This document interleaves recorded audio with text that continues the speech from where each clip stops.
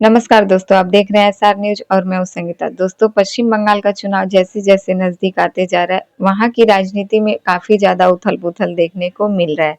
सभी पार्टियाँ चुनाव प्रचार में लगी हुई हैं, लेकिन वहीं चुनावी माहौल के बीच एक-दूसरे के ऊपर आरोप-प्रत्यारोप का सिलसिला भी लगातार बढ़ रहा है। वहीं आपको बता दें कि पश्चिम बंगाल में एसआईआर को लेकर सुप्रीम कोर्ट ने भी एक बहुत बड़ा फैसला सुनाया है, जिसमें कि सुप्रीम कोर्ट ने इलेक्शन कमीशन को ये आदेश दिया है कि अब 23 अप्रैल को जो पहले चरण का चुनाव है और जो 29 अप्रैल को दूसरे चरण का चुनाव है, इन दोनों यानी कि 23 और 29 अप्रैल से 2 दिन पहले यानी कि 21 तारीख को और 27 तारीख को जितने भी एसआईआर का फाइनल वोटर लिस्ट जारी होगा, जिसमें कि जिन लोगों का नाम जो कि कट गया था एसआईआर से, सभी लोगों का नाम कट गया और जिन लोगों ने अपील की थी, उन लोगों की अपील को अगर मंजूरी दे दी जाती है 2 दिन पहले यानी चुनाव से 2 दिन पहले, तो वह सभी लोगों को जो है वो वोट देने का अधिकार मिलना चाहिए, वह सभी लोगों को वोट देना चाहिए। ऐसा कुछ सुप्रीम कोर्ट ने इलेक्शन कमीशन को आदेश दिया है और अब इसी पर इलेक्शन कमीशन को जैसे ही सुप्रीम कोर्ट से ये आदेश मिलता है, सुप्रीम कोर्ट के आदेश को मानते हुए फिर से यह प्रक्रिया के पीछे जो है वह काम करना शुरू कर देता है, जिसमें कि इस सुप्रीम कोर्ट के इस फैसले से सबसे ज़्यादा खुश ममता बनर्जी होती हैं। ममता बनर्जी कहती हैं कि उनके याचिका दायर करने पर सुप्रीम कोर्ट ने यह फैसला सुनाया है। जितने भी लोगों का बंगाल में वोटर लिस्ट से नाम काट दिया गया था, जो लोग वोट न देने से परेशान थे, अब वो सभी लोगों को राहत की सांस मिली है और ममता बनर्जी कहती हैं कि इससे सबसे ज़्यादा खुश वह खुद हैं। क्योंकि उन्होंने ही ये याचिका दायर की थी और सुप्रीम कोर्ट के इस फैसले से उनको बहुत ही ज़्यादा खुशी मिल रही है और उनको सुप्रीम कोर्ट पर गर्व महसूस हो रहा है। ममता बनर्जी सबसे ज़्यादा खुश हैं और वह कहती हैं सभी लोगों से कि अब आपको डरने की कोई ज़रूरत नहीं है। जितने भी लोगों की अपील दर्ज की गई है, सभी की अपील को मंजूरी देते ही चुनाव से 2 दिन पहले जितने भी लोगों का नाम सामने आएगा, सभी लोगों को वोट देने का अधिकार दिया जाएगा। और वहीं आपको बता दें कि एक सार्वजनिक मंच से ममता बनर्जी ने खुलेआम केंद्र को और बीजेपी सरकार को चुनौती दी है। ममता बनर्जी ने केंद्र सरकार को कहा है कि वह हमें डराने की कोशिश कर रहे हैं। यहाँ पर सेंट्रल फोर्सेस लगाकर पश्चिम बंगाल में चुनावी माहौल के बीच जो केंद्र ने यहाँ पर सेंट्रल फोर्स उतारे हैं पश्चिम बंगाल में, इसको लेकर ममता बनर्जी कहती हैं कि यह जानबूझकर हमें डराने की कोशिश की जा रही है। भारतीय जनता पार्टी वालों की यह एक साजिश है।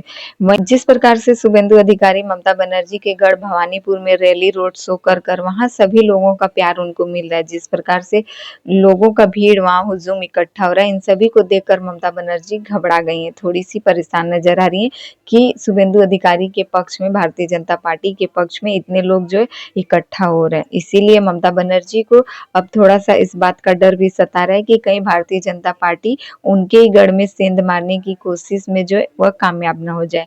वहीं कोलकाता के हाई कोर्ट में शुभेंदु अधिकारी के खिलाफ याचिका भी दायर की गई है और वह याचिका इसलिए दायर की गई है कि मार्च में एक रैली, एक रोड शो के दौरान शुभेंदु अधिकारी ने कुछ बयान दिए थे, जिसको लेकर हाई कोर्ट में याचिका दायर की जाती है और शुभेंदु अधिकारी की उम्मीदवारी छीनने की यानी शुभेंदु अधिकारी की उम्मीदवारी खत्म करने की अपील की जाती है। कोलकाता हाई कोर्ट ने अभी तक इस बारे में कोई भी बातचीत नहीं की। अब देखना है कि क्या कोलकाता हाई कोर्ट शुभेंदु अधिकारी के खिलाफ यह जो याचिका दायर किया गया उनकी उम्मीदवारी खत्म करने की, क्या इस पर कोलकाता हाई कोर्ट फैसला सुनाता है।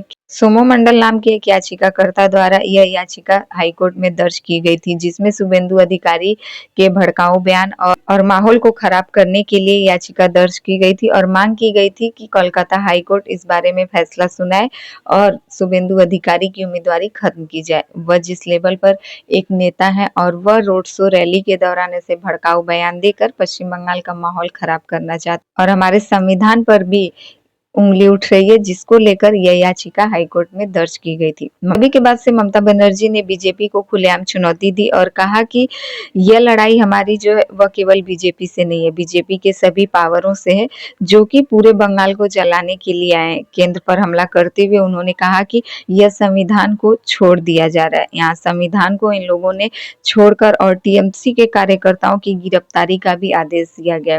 केंद्र ने जिस प्रकार से चुनाव से ठीक पहले सभी टीएमसी के कार्यकर्ताओं की गिरफ्तारी का भी आदेश दे रही हैं अगर टीएमसी के कार्यकर्ता कुछ गुंडागर्दी करते हैं तो।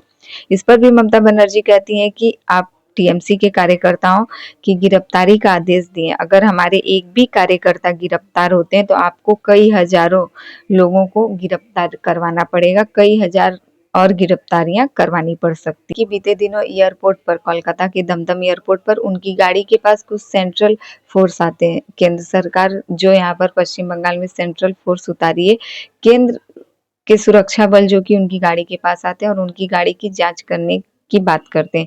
इस पर भी ममता बनर्जी खुलेआम, बीजेपी, केंद्र सरकार, होम मिनिस्टर सभी को खुलेआम चुनौती दे रही हैं और कह रही हैं कि अगर हमने उन सभी सेंट्रल फोर्स से कहा कि अगर आप हमारी गाड़ी की जांच करते हैं तो फिर हमारी ही गाड़ी क्यों, केवल एक सीएम की गाड़ी क्यों, केवल एक टीएमसी की ही गाड़ी क्यों जांच होनी चाहिए। अब यहाँ पर होम मिनिस्टर, प्राइम मिनिस्टर यानी कि पीएम मोदी, नरेंद्र मोदी भी बंगाल आते हैं तो उनकी भी गाड़ी की जांच होनी चाहिए। होम मिनिस्टर, केंद्र मंत्री अमित शाह, उनकी भी गाड़ी की जांच होनी चाहिए। इसी प्रकार से पश्चिम बंगाल में चुनाव होगा, सेंट्रल फोर्स के गाड़ी में क्या क्या भरकर आता है यह सब हमें पता है। आप हमारी गाड़ी रोज रोज चेक कर सकते हैं, लेकिन होम मिनिस्टर और प्राइम मिनिस्टर की भी गाड़ी चेक करनी पड़ेगी। देखना यह कि पश्चिम बंगाल का चुनाव जैसे जैसे नजदीक आते जा रहा है, ममता बनर्जी के लिए परेशानियां बढ़ती जा रही हैं।